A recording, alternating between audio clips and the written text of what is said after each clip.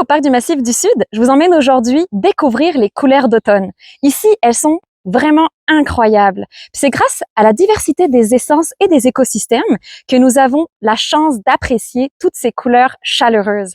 Les tons orange, jaune vif et rouge pourpre font de la canopée un balai de feu réchauffant les temps grisailleux. Aujourd'hui, on a de la chance, le soleil fait refléter toutes les couleurs. Mais vous me direz, pourquoi les couleurs changent à l'automne?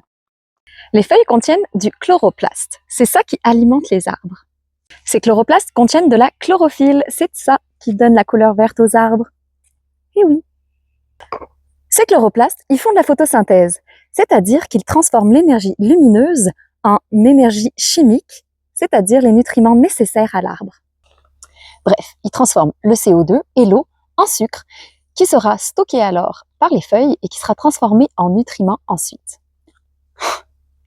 Et plus il y a de soleil, plus il y a de chloroplastes.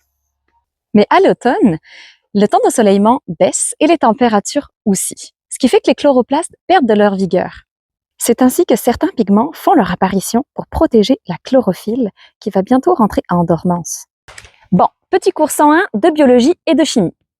Les différents pigments qui apparaissent à l'automne pour protéger la chlorophylle qui diminue sont très diverses. On a d'abord de la carotène, puis ça c'est en concentration vraiment majeure, vous allez voir ici. C'est ça qui donne la couleur orange, principalement aux érables, mais on en voit aussi beaucoup sur les bouleaux. Certaines essences sont vraiment chargées en carotène. Ils n'ont pas besoin de beaucoup de lumière, alors c'est ce pigment-là qui s'exprime quand le vert diminue, avec la baisse de luminosité. Mais on a également des pigments de xanthophile. Ça, c'est le pigment jaune que vous voyez apparaître sur plein d'arbres également. Puis, on va bien ajouter que le bouleau et le peuplier deviennent vraiment jaune éclatant à un moment donné de la saison. Eux, ils comportent plein de xanthophile.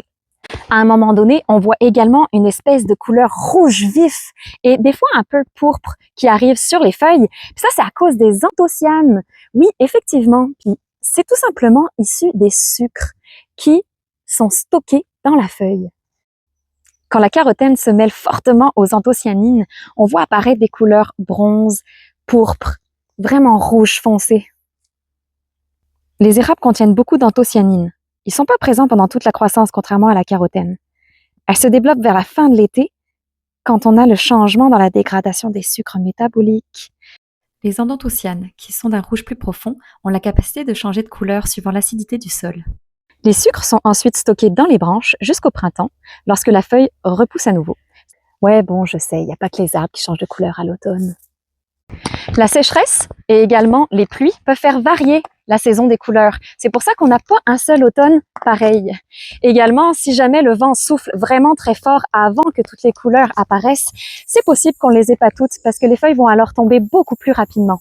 Les couleurs et ces changements cycliques rendent notre environnement encore plus passionnant. Mais avec le réchauffement climatique, que se passera-t-il? La saison des couleurs est vraiment courte, alors je vous conseille de venir l'apprécier par vous-même très rapidement. Ok, je vous en montre un petit bout. Fait que vous connaissez la chanson, on se retrouve pour notre prochaine capsule.